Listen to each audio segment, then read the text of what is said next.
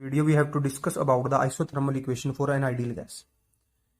So first we know that for an ideal gas equation PV is equal to nRT. First we consider here कि consider 1 mole of an ideal gas कि हमने क्या लिया है, there is a 1 mole of ideal gas. 1 mole of ideal gas means हमने 1 मोल ले लिया ideal gas का. अगर 1 मोल है तो n की वैल्यू 1 हो गई. तो जो PV आपका होगा वो होता है आपका nRT. So here n is 1, so PV comes out to be RT. Clear? So the process name is isothermal. So as we know that in isothermal process the temperature is constant. So T आपका जो होता है वो constant होता है for an isothermal process. So if T is constant, so if we want to write here PV is equal to RT, where R is already constant. जो R आपका है वो एक already constant है. इसको हम इसकी जो वैल्यू होती है वो होती है 8.31 जाउल पर मोल पर केल्विन. ये होती है R की value for an ideal gas. ठीक है, this R is known as gas constant भी इसको हम कहते हैं. So this T is already constant, means this whole term on that side is constant. So PV comes out to be constant. So if PV is constant means there is no change in the value of pressure and the volume. So we can write here if initial pressure is P1, volume is V1. So we can write here that is equal to P2 V2. So ये थी आपकी ideal gas equation for isothermal process. Similarly we have to discuss the ideal gas equation for an adiabatic process. So what is an adiabatic process? Again we have to consider one or two things. So first of all, consider 1 mole of an ideal gas is in vessel which is thermally isolated from its surrounding. अब adiabatic process वो होता है इसके अंदर temperature में भी change आता है. Means pressure, volume and temperature all these are change. Means ये तीनों चीजों में चेंज आता है. ये तीन की तीन चेंज होती है. बट जो आपकी क्यू है, जो क्यू है आपकी वो आपका जीरो होता है. Q means transfer of heat from system to surrounding. कि ना तो कोई हीट सिस्टम से सराउंडिंग पे जाती और ना सराउंडिंग से सिस्टम पे आती. Means transfer of heat is zero. Clear? तो ये आपको होता है एडियाबैटिक प्रोसेस. तो हमने क्या किया, let it expand through adiabatically through so that it's there is a change in volume. कि हमने क्या लिया कि हमने कोई कंटेनर लिया, इस कंटेनर के अंदर हमने कोई गैस ली. इस गैस की जो क्वांटिटी है वो 1 मोल. क्लियर? और इस गैस को हमने थर्मली इंसुलेटेड कर दिया. मींस ना तो बाहर से कोई एनर्जी आ सकती ना अंदर से एनर्जी बाहर जा सकती, क्योंकि ये कौन सा प्रोसेस है, एडियाबैटिक प्रोसेस है. तो now let it expand adiabatically. Means बिना बाहर की एनर्जी को यूज किए ये गैस एक्सपेंड कर रही है. तो अगर ये गैस एक्सपेंड कर रही है तो ये पिस्टन ऊपर की तरफ मूव करेगा. तो this piston move in upward direction. So if this piston is move in upward direction so there is a change in volume. So we say that कि change in volume is written by change in its volume. We written here DV. किसकी volume में change आया वो DV आया है. Clear? तो अगर मैं क्या देता हूं, और this gas is pressure at P1, कि इस गैस का प्रेशर P1 था, वो P1 प्रेशर इस पिस्टन के ऊपर पड़ा. और वो कह देते हैं कि पिस्टन अगर dx आपका मूव किया है तो there is some work done. तो the work done by the gas. तो this work done by the gas, की जो गैस वर्क डन करेगी उसको हम W लिखते हैं, DW स्मॉल वर्क डन. तो जो आपका होगा एक्चुअल में तो फोर्स इनटू में डिस्प्लेसमेंट होता है. क्लियर? तो अगर मैं पूरा लिखता हूं, यहाँ पे पिछले टॉपिक में हमने किया था, जो प्रेशर होता है वो होता है फोर्स अपॉन एरिया. तो अगर पिस्टन का एरिया ए है तो यहां से अगर मैं F निकालता हूं तो F की वैल्यू आएगी P इंटू में A. तो होता है फोर्स इंटू में डिस्प्लेसमेंट. अगर ये कितना मूव कर गया, dx मूव कर गया पिस्टन ऊपर की तरफ. तो जो F की वैल्यू हम पुट करेंगे PA इंटू में dx, और जो A इंटू dx होगा इसको लिख देंगे पर dv. तो P इंटू में dv. तो जो वर्क डन होगा pressure into change into volume. Clear? Since work is done by the gas at the cost of its internal energy. कि बाहर से कोई एनर्जी नहीं आ रही, तो जितना वर्क डन हुआ है वो अंदर की एनर्जी से हुआ है. तो जो अंदर की एनर्जी अगर हम लिखना चाहते हैं, सो जब अगर अंदर की एनर्जी से वर्क डन हुआ है मीन कुछ एनर्जी वर्क डन में कन्वर्ट होगी, तो there shall be a fall in temperature. कि टेम्परेचर में क्या आएगा, फॉल आएगा. तो पीछे लिख के आए थे कि जो आपका क्यू होता है वो आपका होता है this Q is heat. Clear? So ये हमने लिखा था MC डेल्टा T लिखा था. अब ये हमने नंबर ऑफ मोल लिया है, तो this Q can be written as mu C delta T. अभी अगर हम कांस्टेंट वॉल्यूम के ऊपर कर रहे हैं कि इसकी वॉल्यूम अगर कांस्टेंट है, गैस एक्सपैंड जरूर कर लेकिन वॉल्यूम क्या कांस्टेंट रहती है, तो अगर ये आपका जो क्यू है बन जाएगा आपका म्यू कितना था, हमने 1 मोल लिया था, तो ये बन जाएगा सी वी डेल्टा टी। जो डेल्टा टी है वो चेंज इन टेम्परेचर, यहाँ पे जो चेंज को हम लिखना है डी के साथ, तो जो क्यू आपका बन जाएगा वो बन जाएगा आपका C V D T. Clear. अब इसके बाद जो ये क्यू था अपना, this Q we know that Q is heat. So अब जो हीट है ये एक क्या है, एनर्जी है, और ये जितना भी काम हो रहा है ये किसकी बेस पे, that is in the form internal energy. तो this Q can be written as U. तो ये डी क्यू यहाँ पे क्यू था, स्मॉल चेंज है, डी टी में स्मॉल चेंज है, तो इसको लिख देंगे हम D Q is equal to C V D T and this D Q can be written as D U. तो यहां से आपकी जो इक्वेशन बनेगी बन जाएगी डी यू इंटू में C V D T. Clear. Where C is the specific heat capacity at constant volume. तो हम चलते हैं थर्मोडायनेमिक के फर्स्ट लॉ के ऊपर। अब थर्मोडायनेमिक का फर्स्ट लॉ ये कहता था कि जितनी भी हीट हम किसी सिस्टम को देंगे वो दो पार्ट में टूटती है, one is work done plus second is change in internal energy. Clear. तो अब हमने दोनों चीजों की वैल्यू निकाल रखी है। We have find the W also, हमने डब्ल्यू भी निकाला है जो पीडीवी के इक्वल है, हमने यहाँ पे डी यू भी निकाला है वो सीवीडीटी के इक्वल है। So will put it value here. So जो डब्ल्यू आपका आएगा उसके यहाँ लिख देंगे पीडीवी प्लस, और जो डी यू की वैल्यू होगा सी वी डी टी, और ये आपका है डी क्यू।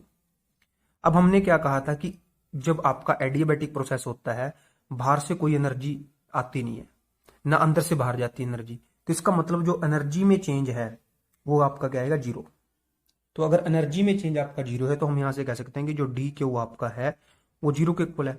अगर डी क्यू आपका जीरो के इक्वल होगा तो यहां से आपका P d V is P d V plus C V d जो होगा वो आपका जीरो हो जाएगा। क्लियर।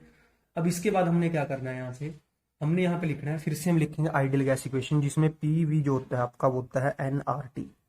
अब जो एन है वो हमने 1 मोल ले रखे, हम लिख के आए थे ऊपर, जो पी वी है वो आपका किसके इक्वल होगा, आर टी के इक्वल होगा। तो अब हमने अगले स्टेप में क्या करना है, we have to find the value. हमने यहां से क्या किया, we will put the next step में हमने क्या करना है, जो P V is equal to R T था इसको डिफरेंशिएट कर देंगे हम। कैसे, पहले हम क्या करेंगे कि आपका पी क्या है, कांस्टेंट है, डिफरेंशिएट विद रिस्पेक्ट तो यहां बन जाएगा पी डीवी प्लस अगले स्टेप में क्या करेंगे हम वी को कांस्टेंट रखेंगे और ये बन जाएगा डीपी।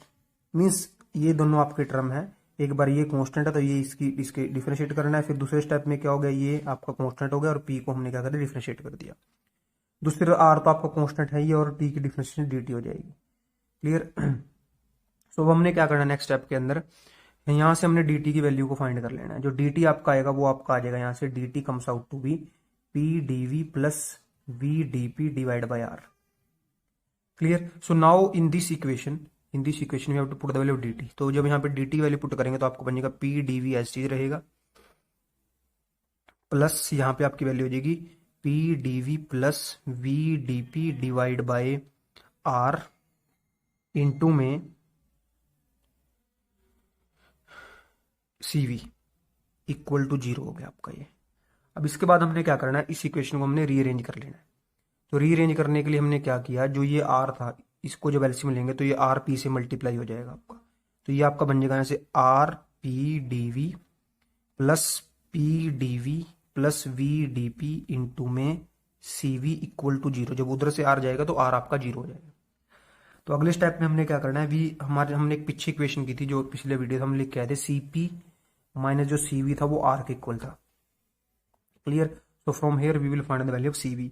यहां से हम क्या करेंगे, या तो R की जगह आप CP माइनस CV पुट कर दो, क्लियर, या CV की वैल्यू पुट कर दो। तो जो सबसे सिंपल बात है, हम यहाँ पे क्या कर देंगे, इन place of R will put the value of CP and CV। जो R आपका कहाँ है, यहाँ पे है, तो यहाँ पे जब हम वैल्यू पुट करेंगे तो यहाँ पे जाएगा CP माइनस CV इंटू में P d V plus V d P into में CV। अब इसको हमने ओपन कर देना है। जब इसको हम ओपन करेंगे तो यहां से बनेगा आपका CP P d V minus CV P d V. अब जब इसको ओपन करेंगे तो यहां बनेगा आपका CV P d V plus CV V d P equal to zero. तो जो आपकी ये टर्म है ये टर्म कैंसिल हो जाएगी कि दोनों सेम टर्म है। तो आपका जो यहाँ पे बचेगा, आपका बचेगा यहाँ पे CV V d P plus CP plus Cp PdV equal to 0। ये हमारे पास बच गया भाई। अब नेक्स्ट स्टेप में हमने करना है divide both side by CV PV। तो हमने क्या कर दिया, दोनों साइड हमने क्या कर दिया, यहाँ पे CV और PV से डिवाइड कर दिया। यहाँ पे भी करा CV और PV से डिवाइड कर दिया। उधर करेंगे 0 है तो 0 रह जाएगा, तो ये CV के साथ CV कैंसिल हो गया और ये V के साथ V कैंसिल हो गया, तो आपका बच गया यहाँ पे PdP बाई P प्लस यहाँ पे क्या है CP बाय CV रह गया, P के साथ P कैंसिल होगा, तो CP बाय जो यहाँ पे अपना CP बाय CV होगा, इसको हम म्यू लिख देंगे या गामा लिख देंगे। तो दिस गामा, तो यहाँ पे आ जाएगा गामा इंटू में आपका बन जाएगा ये dV by V is equal to 0। इसके बाद हमने नेक्स्ट स्टेप में क्या करना है, नेक्स्ट स्टेप में हमने इसको इंटीग्रेट कर देना है। क्लियर। तो जब इसको हम इंटीग्रेट करेंगे, अब जो आपका यहाँ पे गामा है ये रेशियो है specific heat capacity of gases कि ये कांस्टेंट प्रेशर पे थी और कांस्टेंट वॉल्यूम पे थी, इन दोनों की रेशियो है। नाउ विल इंटीग्रेट इट, हमने इसको कर दिया इंटीग्रेट कर दिया। तो जब भी किसी 1/x की टर्म की इंटीग्रेशन होती है वो बनती है log x। तो यहाँ पे किसके p के रिस्पेक्ट में dp कर रहा है तो ये बन जाएगा log p प्लस ये आपका बन जाएगा यहाँ से गामा एस टी रहेगा तो ये बन जाएगा log v। क्लियर। उधर आपका क्या है 0 है, 0 की इंटीग्रेशन जो हो जाएगी वो हो जाएगी कांस्टेंट। क्लियर। तो इसके बाद नेक्स्ट स्टेप में यहाँ पे लेके जा रहा हूं। अब ये हम क्या करेंगे, इस गामा को उठा के ऊपर ले जाएंगे log की पावर के इधर, तो ये बन जाएगा आपका log p plus log v की power gamma is equal to constant. ठीक है। अब ये log a प्लस बी, तो log a प्लस बी होता है log a इंटू बी। ठीक है। तो log a इंटू बी हो जाएगा आपका। तो इसको अगर मैं लिखना चाहता हूं बन जाएगा log a इंटू बी, तो a यहाँ पे p है और v raised to power gamma है इज इक्वल टू क्या हो गया, कॉन्स्टेंट हो गया। तो अगर इसमें log को भी उठा के ले जाऊं तो वो e की पावर बन जाएगी। तो e की पावर में है कांस्टेंट है, तो जो e की पावर की वैल्यू आएगी वो भी क्या रहेगी, कांस्टेंट आएगी। तो यहां से जो बच गया वो बनेगा PV gamma is equal to constant.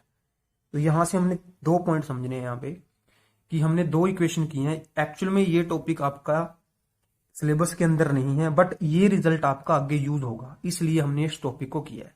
तो हमारा जो 2 टॉपिक हमने किए हैं, अगर आइसोथर्मल प्रोसेस होगा तो जो PV है उसको हम लिखेंगे कांस्टेंट, लेकिन अगर एडियाबैटिक प्रोसेस है तो उसके लिए जो आइडियल गैस इक्वेशन बनेगी वो PV gamma is equal to constant होगी। तो ये आपने पॉइंट रखना है। ये किसके लिए है, ये आइसोथर्मल के लिए थी और ये किसके लिए थी, एडियाबैटिक के लिए थी। तो एडियाबैटिक के लिए PV इज इक्वल टू, तो आइसोथर्मल के लिए PV is equal to constant है, और जो एडियाबैटिक प्रोसेस होगा उसके लिए जो आपका होगा वो होगा PV gamma is equal to constant.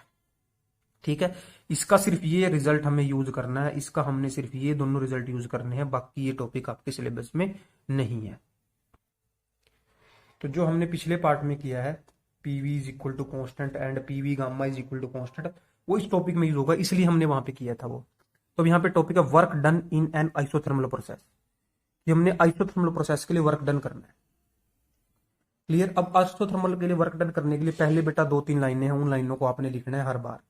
तो सबसे पहले consider 1 mole of N ideal gas contained in a perfectly conducting cylinder fitted with a perfectly frictionless piston of area of cross section A. तो हमने क्या लिया कि एक क्या ले लिया, हमने एक कंटेनर ले लिया। इस कंटेनर के अंदर क्या है, एक पिस्टन लगा हुआ है। इस पिस्टन का जो एरिया है वो ए है। अब जो इस पिस्टन की दीवार थी या जो वॉल्स है वो कंडक्टिंग है, क्योंकि वर्क कौन सा, isothermal, means there must be a transfer of heat का ट्रांसफर होना चाहिए यहाँ पे। क्लियर। कि जो टेम्परेचर है वो कांस्टेंट होना चाहिए, मींस यहाँ पे जो हीट है वो अंदर से बाहर और बाहर से अंदर जाएगी। Let the volume of the gas be V, exert a pressure P on the walls of a cylinder as well as on the piston. To let the gas expand and piston move through a small distance dx। अब हमने क्या किया कि इसके अंदर जो gas है उसका प्रेशर जो है P1 है और उसकी वॉल्यूम क्या थी, V1 थी। तो ये जो प्रेशर है आपका, that pressure exert a force on this piston and this piston we said that की move vertically upward through a distance dx। तो अगर यहाँ पे क्या है, फोर्स है, फोर्स प्रेशर की वजह से, यहाँ पे एरिया है, तो यहाँ पे कुछ ना कुछ वर्क डन होगा। तो we know that force, we already written that force is pressure into में एरिया।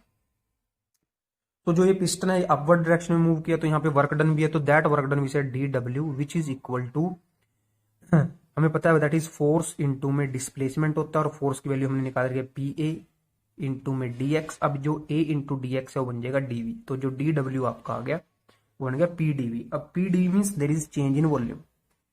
क्लियर। तो अगले स्टेप में हमने क्या करना है कि अगर वॉल्यूम आपकी पहले यहाँ पे V1 थी, बाद में क्या थी, V2 थी, तो वॉल्यूम में कितना चेंज आया, that is v1 minus v2। तो we will integrate this both side from v1 to v2, कि हमने यहाँ से v1 से लेके v2 तो किसको तो dw की बन गई w, फिर p एज टीज रहेगा, और जो dv की इंटीग्रेशन होगी हो जाएगी v, यहाँ पे आ जाएगा v, और ये v1 से कहां तक है, v2 तक है। अब अगले स्टेप में हमने यहाँ पे क्या करना है, ये हमने पीछे किया था बेटा, ये स्टेप इसको हम अभी छोड़ देते हैं, क्योंकि यहाँ पे हमने वर्क डन निकाला है आइसोथर्मल के लिए। तो अब हमने पीछे लिखे हैं, तो पीवी तो आपका था that PV is equal to R T होता है आपका बेटा, ठीक है। तो अगर PV is equal to R T है, तो यहाँ से मैं पी की वैल्यू निकाल लूंगा, वो आएगी R T divide by V, means ये पी को यहाँ से खत्म कर देंगे, तो जो डी डब्ल्यू आपका होगा वो आपका बन जाएगा 0 v1 से लेके v2, और in place of P will put here R T divide by V into में डी वी। तो जो आर और टी है वो तो कांस्टेंट है ही है, तो यहां से आ जाएगा v1 से लेके कहां तक, v2 तक।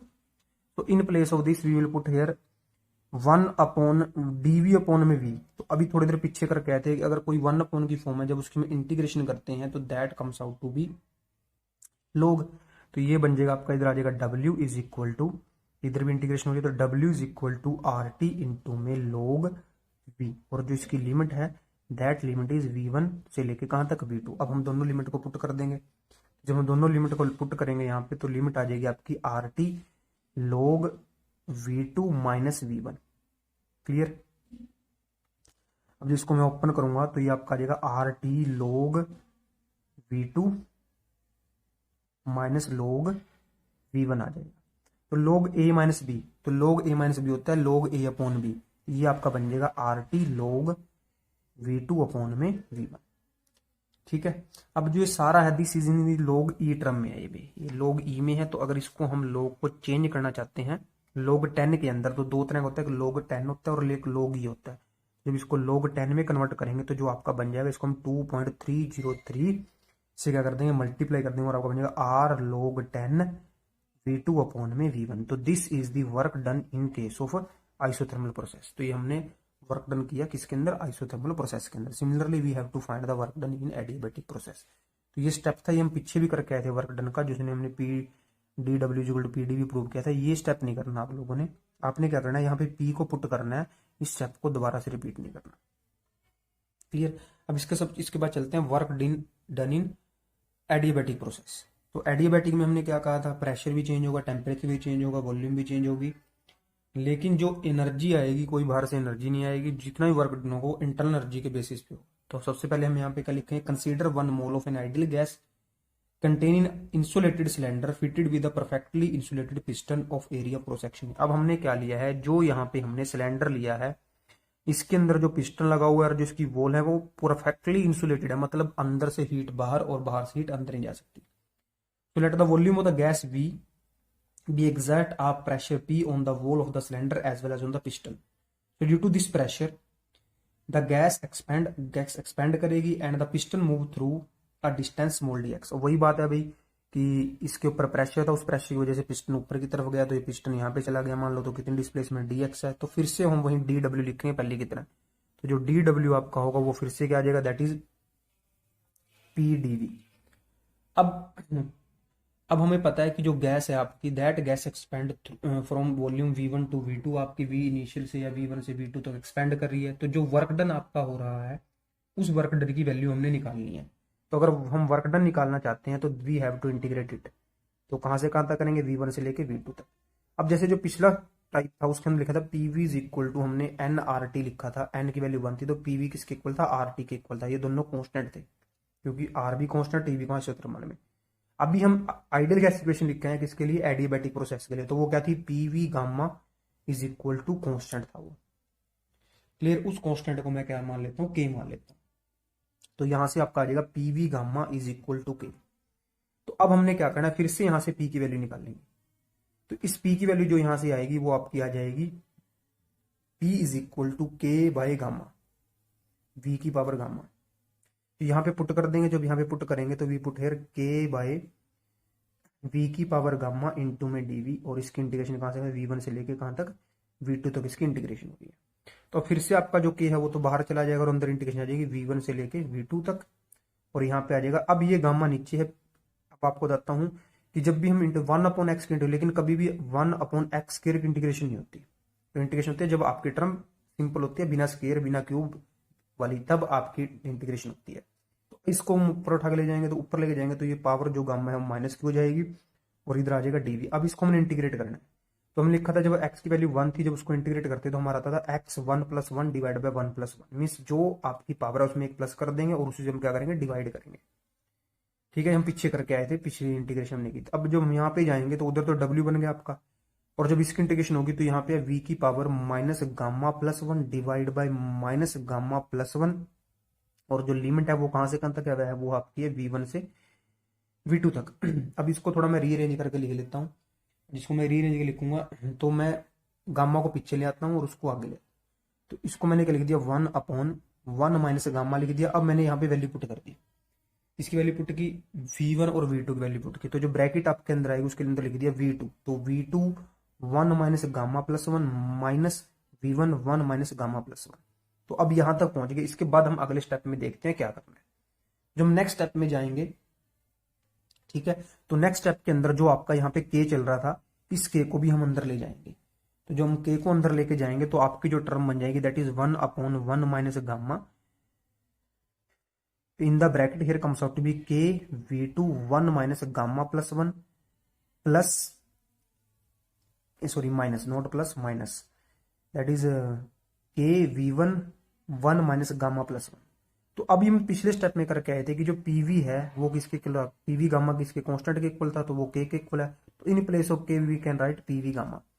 तो ये आपका जो टर्म है ये बाहर एस चलती रहेगी और अंदर k की जगह हम लिख देंगे यहाँ पे pv गामा इंटू में।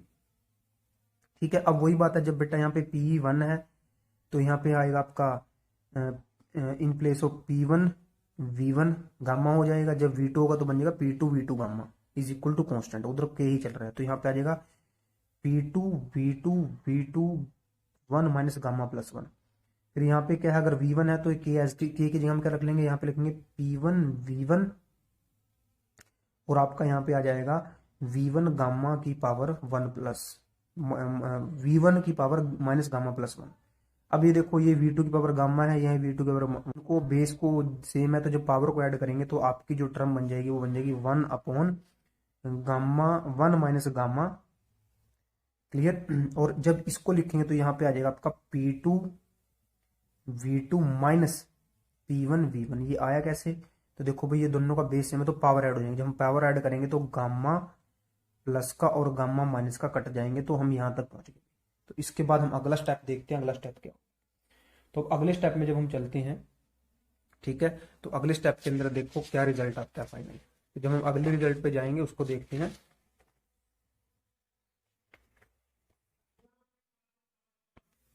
अब जो अगला स्टेप है उसको हम लिख रहे हैं यहाँ पे। तो आपका जो आ गया था W is the work done, वो था 1/1 माइनस गामा, और जो ब्रैकेट थी उसके अंदर आपका आया था यहाँ पे P2 V2 minus P1 V1। So as we know that for ideal gas हम लिखा था PV is equal to nRT लिखा था हमने। ठीक है, तो जब आपका P1 V1 की बात करें तो बन जाएगा P1 V1 is equal to n आपका 1 था तो बन जाएगा R1 T1।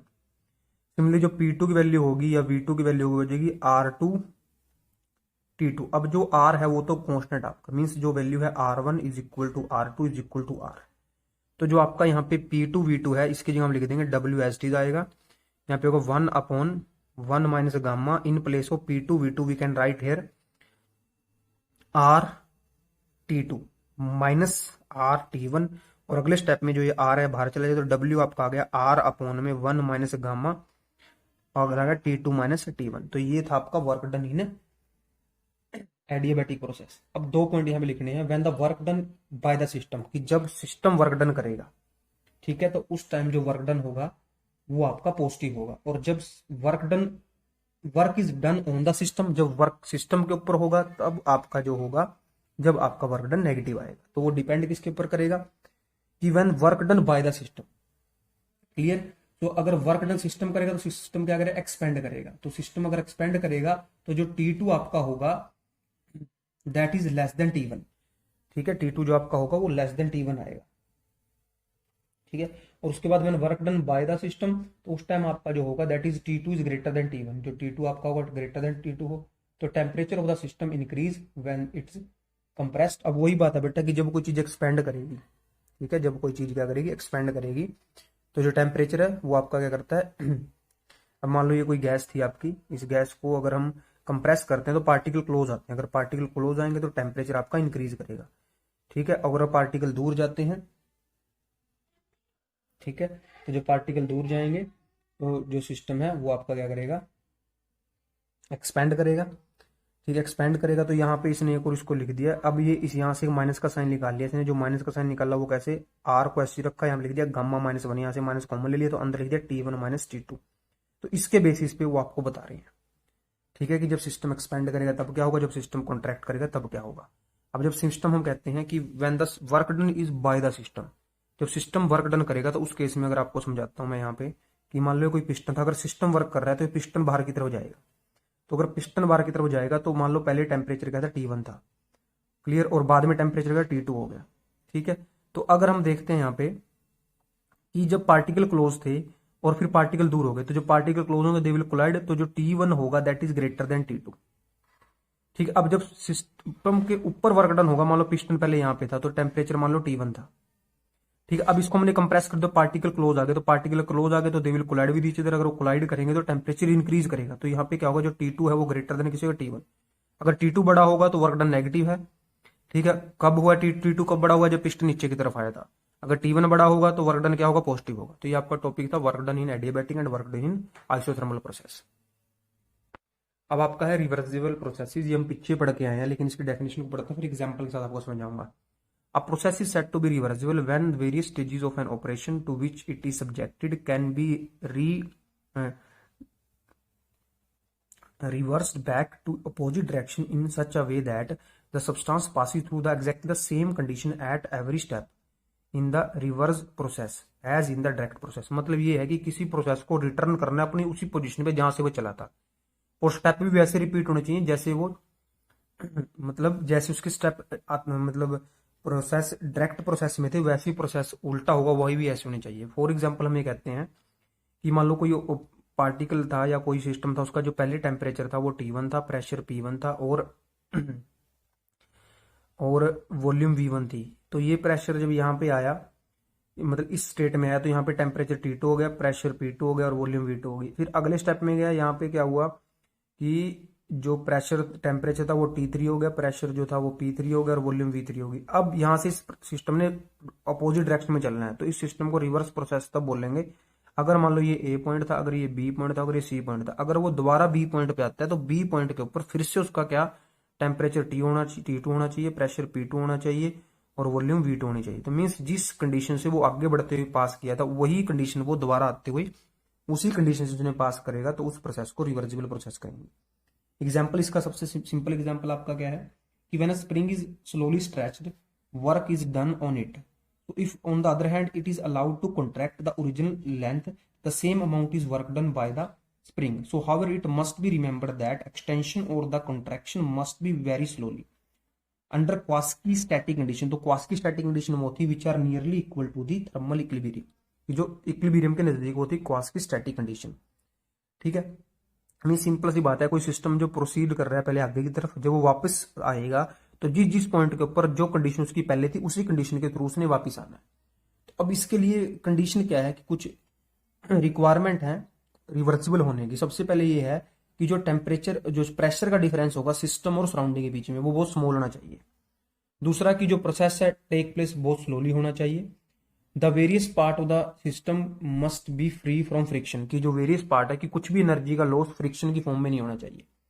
There should be no loss of energy due to the conduction convention and radiation during the process और ड्यूरिंग द ऑपरेशन। मीन्स वहां पे एनर्जी का लॉस नहीं, क्योंकि अगर सिस्टम ने दोबारा उसी पॉइंट पे आना और वही कंडीशन उसको चाहिए तो उसकी एनर्जी भी वही होनी चाहिए जो वो जाती हुई थी, ठीक है। तो अगर हम कह देते हैं कि अगर यहाँ पे 20 जूल एनर्जी थी और यहाँ पे 10 जूल एनर्जी थी और यहाँ पे 30 जूल एनर्जी थी, तो जब सिस्टम दोबारा से बी पॉइंट पे आएगा तो उसकी एनर्जी 20 जूल ही होनी चाहिए, और जब वो दोबारा से ए पॉइंट पे आएगा तो उसकी एनर्जी फिर से 20 जूल होनी चाहिए। तो अगर सारी कंडीशनें जो उसने जाते हुए फॉलो की थी, अगर वही कंडीशन वो आते हुए फॉलो करेगा तो उसको हम बोल लेंगे रिवर्सिबल प्रोसेस। अब इसके बाद आपका इरिवर्सिबल प्रोसेस। तो इरिवर्सिबल प्रोसेस वो होंगे बेटा कि जिनके अंदर जो सिस्टम जाते हुए जो कंडीशन फॉलो कर रहा था, जाते हुए जो कंडीशन वो सेटिस्फाई कर रहा था, वो कंडीशन वो आते हुए वही कंडीशन को सेटिस्फाई नहीं कर रहा, तो उस प्रोसेस को हम इरिवर्सिबल प्रोसेस बोल लेंगे। जैसे a process in which the system can not retreat to its original state, की मीन्स अगर उसकी पहले प्रेशर P1 था, वॉल्यूम V1 थी, टेम्परेचर T1 था, क्लियर, वो चला गया, उसका प्रेशर P2 हो गया, वॉल्यूम V2 हो गया, टेम्परेचर T2, अब वो दोबारा से इसी कंडीशन पे वापस नहीं आ रहा। अगर उसी कंडीशन पे वापस नहीं आ रहा अभी, तो उस प्रोसेस को हम बोल लेंगे इरिवर्सिबल प्रोसेस। ठीक है, उसके बाद आपका आता है यहाँ पे सेकंड लॉ ऑफ थर्मोडायनेमिक्स, ये आपका इस चैप्टर का लास्ट टॉपिक है। ठीक है, तो ये जो आपका लॉ है, this law specify the condition for transfer of heat into work, कि जो ये आपका सेकंड लॉ बताता है कि कैसे जो हीट है वर्क में कन्वर्ट होती है, ये आपको बताता है सेकंड लॉ। अब जो सेकंड लॉ है उसकी दो फॉर्म्स है, एक है केल्विन की स्टेटमेंट है, एक है सेल्सियस की स्टेटमेंट। तो पहले मैं आपको स्टेटमेंट पढ़ते हैं, स्टेटमेंट पढ़ने के बाद फिर इसको समझेंगे कि क्या कहा है सेकंड लॉ में। तो सेकंड लॉ सबसे पहले कहता है it state that it is impossible to get continuous supply of work by cooling a body to a temperature lower than of that coldest to its surrounding. Clear, अब इसको समझाता हूं आपको क्या। मान लो कोई ये सिस्टम है बेटा, क्लियर, अब ये आपका सिस्टम है, इसका टेम्परेचर T1 है, और ये इसके साथ में क्या है, ये कोई सराउंडिंग है, क्लियर, जो इसका टेम्परेचर T2 है। तो हमें पता है कि जो एनर्जी का फ्लो होता है या जो वर्क डन होता है, जो एनर्जी का फ्लो होता है वो होता है हॉट बॉडी से किसके ऊपर, कूल बॉडी के ऊपर। क्लियर, तो एनर्जी जो फ्लो करेगी वो तभी करेगी बॉडी ए से बॉडी बी पे जब आपका T1 इज ग्रेटर देन क्या होगा, T2 होगा। तो इस स्टेटमेंट ये कहा गया है कि कोई भी सिस्टम से जो वर्क डन करेगा या जो एनर्जी का फ्लो होगा वो तभी पॉसिबल है कि अगर जो सिस्टम है वो सराउंडिंग से हॉट है, मतलब सिस्टम का जो टेम्परेचर है, अगर ये सिस्टम है और ये अगर सराउंडिंग है और ये इसका क्या है, सराउंडिंग है, तो अगर सिस्टम का टेम्परेचर ज्यादा है और सराउंडिंग का टेम्परेचर कम है, तो तभी जो एनर्जी का फ्लो होगा वो सिस्टम से सराउंडिंग पे होगा। कभी भी नहीं हो सकता कि अगर सिस्टम का टेम्परेचर कम है, अगर मैं कहता हूं T1 is less than T2, so there is no transfer of heat और ट्रांसफर ऑफ एनर्जी। अगर ट्रांसफर ऑफ एनर्जी नहीं हो रहा, इसका मतलब वर्क डन नहीं हो रहा। तो ये इसकी स्टेटमेंट थी। तो स्टेटमेंट क्या कहती है, it said that it is impossible to get a continuous supply of work, की कॉन्टिन्यूअस सप्लाई ऑफ वर्क नहीं होगी by cooling a body to a temperature lower than that of the coldest of surrounding, कि किसी भी body से हम continuous work नहीं ले सकते, कब, जब वो बॉडी अपने सराउंडिंग से कूल हो जाए। मीन्स अगर हमने किसी बॉडी से, मतलब किसी सिस्टम से कोई काम करवाना है, तो उस सिस्टम का जो टेम्परेचर है सराउंडिंग से हमेशा ही क्या होना चाहिए, ज्यादा होना चाहिए। तो ये थी केल्विन की स्टेटमेंट। तो मैंने आपको सिंपल वे में बता दिया क्या था, कि सिंपल सी इसने बोला है कि अगर ये कोई सिस्टम है, क्लियर, और ये कोई सराउंडिंग है, मीन्स ये सिस्टम ए था और बी इसका क्या है, सराउंडिंग है। अगर सिस्टम का टेम्परेचर T1 है और इसका है T2, तो भाई कि आप कॉन्टिन्यूस वर्क नहीं ले सकते किसी भी सिस्टम से, कब, कि अगर जब तक T1 ग्रेटर देन T2 होगा तो there is a transfer of energy from system to surrounding. Clear, means ये कोई हॉट बॉडी है और ये आपकी क्या है, कोई कूल बॉडी है, मीन्स हॉट बॉडी से कूल बॉडी में एनर्जी का फ्लो होगा। लेकिन अगर आपकी जो हॉट बॉडी है वो अपने सराउंडिंग से भी ठंडी हो गई, मीन्स कहने का मतलब जो T1 है वो आपका क्या हो गया, that is less than T2, अब क्या होगा, यहां से एनर्जी यहां नहीं जा पाएगी, तो यहां से हम यहां एनर्जी ले सकते, इसलिए बोला इट इज इम्पॉसिबल। ये इम्पॉसिबल है क्या, किसी भी सिस्टम से एनर्जी लेना, कब, जब वो सिस्टम अपने सराउंडिंग से क्या हो जाएगा, कूल हो जाएगा। तो ये थी केल्विन की स्टेटमेंट। और केल्विन की स्टेटमेंट के बेस के ऊपर आपकी आती है दूसरी स्टेटमेंट, जिस स्टेटमेंट का नाम है सेल्सियस स्टेटमेंट। अब सेल्सियस स्टेटमेंट देखो क्या कहती है, पहले सेल्सियस स्टेटमेंट को पढ़ते हैं फिर आपको समझाते हैं क्या है। It state that it is impossible for a self acting machine unaided by an external agency to transfer a heat from one body at the lower temperature to any another body at the higher temperature। अब देखो क्या कहा उसने, कि मान लो अब ये क्या था आपका, ये कोई बॉडी ए थी, क्लियर, और ये कोई बॉडी बी थी, क्लियर। अब जो बॉडी ए है, ये इसका टेम्परेचर T1 है, इसका टेम्परेचर T2। अब हमने पीछे क्या कहा था कि अगर T1 ग्रेटर देन T2 होगा, तो अगर ये सिस्टम और सराउंडिंग है तो एनर्जी का ट्रांसफर होगा सिस्टम से सराउंडिंग पे। लेकिन अगर T2 आपका ग्रेटर देन होगा T1 से, मीन्स जो सिस्टम, जो सराउंडिंग है उसका टेम्परेचर ज्यादा है किससे, सिस्टम से, मीन्स जो सिस्टम है वो लोएस्ट टेम्परेचर पे और सराउंडिंग ज्यादा टेम्परेचर, तब हम यहाँ पे क्या कर सकते हैं, एनर्जी का फ्लो नहीं करा सकते, वर्क डन नहीं कर सकते, कहां से, सिस्टम से सराउंडिंग पे जाने के लिए। अब उसने इस स्टेटमेंट में क्या बोला, इस स्टेटमेंट में ये कहता है कि if we want to transfer, clear, if we want to transfer heat energy from a cool body to hot body, means अब हमने क्या करना है, कूल बॉडी से हॉट बॉडी पे एनर्जी ट्रांसफर करनी है। तो अगर हम कूल बॉडी से हॉट बॉडी पे एनर्जी ट्रांसफर करना चाहते हैं तो we required and external agency, तो इसके लिए हमें एक बाहर से एक एजेंसी चाहिए। बाहर से एजेंसी का मतलब है कि हमें बाहर से कोई फोर्स चाहिए, जिस फोर्स की हेल्प से हम क्या कर सकते हैं, एनर्जी को ट्रांसफर कर सकते हैं कूल बॉडी से किसके ऊपर, हॉट बॉडी के ऊपर। अब तक तो हमने क्या देखा था कि जो एनर्जी है वो हॉट बॉडी से कहां पे जाती है, कूल बॉडी पे जाती है। लेकिन अब उसने क्या बोला कि अगर हमने किसी कूल बॉडी से हॉट बॉडी पे एनर्जी को ट्रांसफर करना है तो for transfer that energy we required an external agency, means external agency का मतलब है कि हमें बाहर से ही कुछ ना कुछ एनर्जी चाहिए, उस एनर्जी की हेल्प से ही हम क्या कर सकते हैं, कूल बॉडी से हॉट बॉडी पे टेम्परेचर को ट्रांसफर कर सकते हैं। और जो इसका सबसे बेस्ट एग्जांपल है वो आपका रेफ्रिजरेटर। तो रेफ्रिजरेटर में हम क्या करते हैं कि ये कोई आपका रेफ्रिजरेटर होता है। अब जो रेफ्रिजरेटर का टेम्परेचर है, क्लियर, जो रेफ्रिजरेटर का टेम्परेचर है वो आपका सराउंडिंग से कम होता है। और हम क्या करते हैं कि इस रेफ्रिजरेटर से अंदर से हीट लेते हैं, उस हीट को हम बाहर भेज रहे हैं। मींस अब रेफ्रिजरेटर तो पहले ही ठंडा है, किससे, किसके कंपैरेटिवली, सराउंडिंग कंपैरेटिवली। अब उसकी अंदर से एनर्जी लेके उसको हम बाहर भेज रहे हैं, और बाहर पहले ही ज्यादा मतलब बाहर का टेम्परेचर पहले ही ज्यादा है। तो हम क्या कर रहे हैं कि रेफ्रिजरेटर क्या था, कूल बॉडी थी, और उसके सराउंडिंग क्या था, हॉट बॉडी थी। तो हम क्या कर रहे हैं, रेफ्रिजरेटर से एनर्जी ले रहे हैं। जब रेफ्रिजरेटर से हम एनर्जी लेते हैं तो वो और ठंडा हो जाता है। तो रेफ्रिजरेटर आपका जो एग्जाम्पल है वो एक सेकंड लॉ का एग्जाम्पल, सॉरी जो आपका थर्मोडायनेमिक्स के सेकंड जो था लॉ उसका एक एग्जांपल है आपका refrigerator. Clear, second law thermodynamics. तो ये हमने यहाँ पे पढ़ा था। तो दो लॉ हैं, इसको एक बार मैं रिकैपिचुलेट कर देता हूँ। तो पहला लॉ ये कहता था कि हम हॉट बॉडी से कूल बॉडी पे एनर्जी का ट्रांसफर कर सकते हैं, लेकिन कूल बॉडी से हम हॉट बॉडी पे एनर्जी को ट्रांसफर नहीं कर सकते। तो ये था पहला लॉ, मतलब ये थी आपकी केल्विन की स्टेटमेंट। अब सेल्सियस ने क्या कहा है, सेल्सियस कहते हैं कि हम कूल बॉडी से हॉट बॉडी पे एनर्जी को ट्रांसफर कर सकते हैं, लेकिन for that process we required an external energy, sorry external agency, उसके लिए हमें एक बाहरी एजेंसी की जरूरत पड़ेगी। ठीक है, अब आपने क्या देखा, जो हम रेफ्रिजरेटर के पीछे देखते हैं वहां पे एक मोटर लगी होती है। तो उस मोटर का काम है, वो मोटर क्या करती है, अंदर से एनर्जी लेती है, उसको बाहर फेंक देती है। अब अंदर क्या थी, जो अंदर की एनर्जी थी, मतलब पहले अंदर का टेम्परेचर 20 था, तो ये रेफ्रिजरेटर को ऑन कर दिया, तो जो अंदर का एनर्जी उसको बाहर फेंक दिया। मीन्स जब एनर्जी का लॉस हो रहा है अंदर से बाहर की तरफ, तो जो सिस्टम है वो और ठंडा हो जाएगा।